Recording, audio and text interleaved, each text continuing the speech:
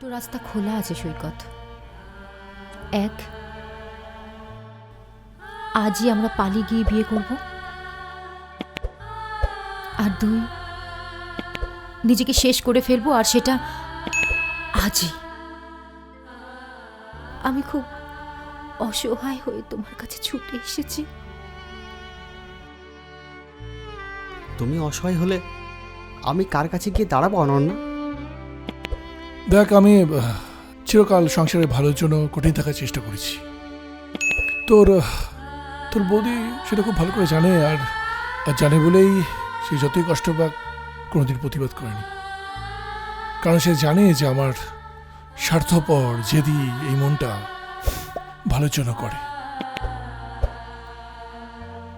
তোর ভালো থাকার কথা ভেবেই আমি আমার মনের মতো একটা ছেলে খুঁজে তোর বিয়ে ঠিক করেছিলাম।